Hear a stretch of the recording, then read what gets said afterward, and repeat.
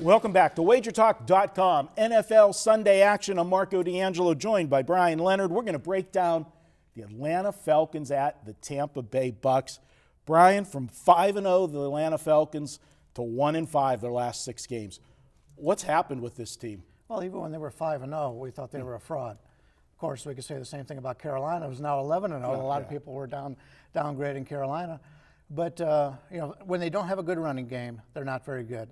But now they do have their running back. He's passed concussions protocol, and now he's supposed to be back this week, and I think that'll really help him. Yeah, this is the first shot at revenge that Atlanta gets from one of those 5 losses that they've had in the last 6 weeks as they get to play the Tampa Bay Bucs. They lost to Tampa Bay in the first meeting, 23-20 at home.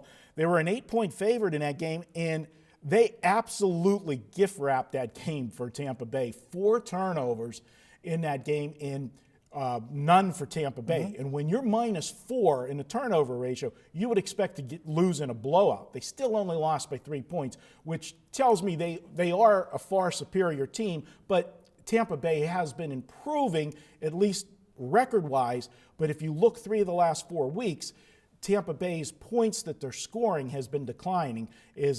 Are teams starting to get, making adjustments to Jameis Winston? Nobody's thought he was going to play the way he's played so far. I think they took Tampa for granted early in the season because they didn't expect much.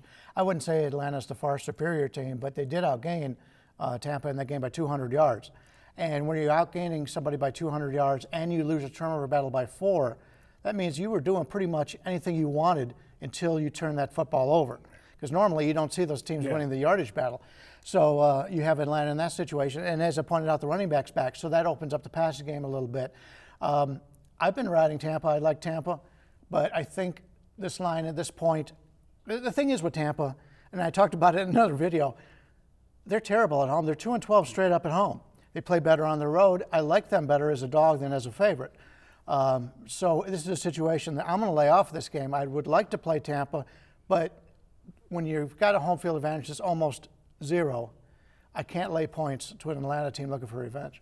Yeah, and sometimes you just got to, you use the phrase, we all do, you go to the window, you got to hold your nose when you make the play. And, Atlanta, as ugly as they've played, they've got talent. And as you said, with the running back coming back, maybe this takes some of the pressure off Matt Ryan, because I've never seen him play like he has. I mean, some of the interceptions that he's thrown this year, I don't know what he's looking at. Is he misreading defenses that bad? Because, he's throwing perfect passes to the defense. You see what they're doing is when you don't have a running game, you force the quarterback to make the plays. We saw it with Brett Favre when he was in the games. When he didn't have a running game, he tried to do everything himself, and that's why he had so many interceptions at the last part of his career. That's what Matty Ice is doing right now. They need to have the balanced attack, and you'll see that many times in the NFL. They'll blame it on the quarterback, but if you've got no running back, look at Peyton Manning. Peyton Manning had no running game. He threw a lot of interceptions, and a lot of that was because he's getting older. But it's a difference maker if you can run the football. Well, I'm going to go ahead and take a look at Atlanta here. I think they can get the job done. Atlanta's been their own worst enemy. If they can hold on to the football, and that's a big if, because in the last 7 games, they've had 19 turnovers in the last 7 games. You're not going to win many football games. But what gives me cause to feel that this team still is better than the lines maker is putting them at right now is being so many turnovers that they've had in those last 7 games. The games that they're losing, they're not getting blown out in. They've had a lot of close losses. And if you just eliminate a couple of those mistakes, and most of the mistakes, ironically, you talk about turnovers, where do they happen on the field? If they happen deep in your end territory, you're giving up a quick score. But if they happen deep in the other end of the field, you drove down the field and wasted a huge drive. And that's what's happened with most of Atlanta's. They've been coming late in the drives when they're in scoring position, which has really hurt them. I'm going to go ahead. I'm going to take them. The Tampa Bay defense, they've given up 25 or more points in 5 of the last 8 games. 4 of the 5 games, they've given up 31 or more. I think Atlanta can get the revenge. They'll definitely be focused. They won't be a team that'll look past Tampa, like you said. Maybe early in the season, some of these teams were looking past them.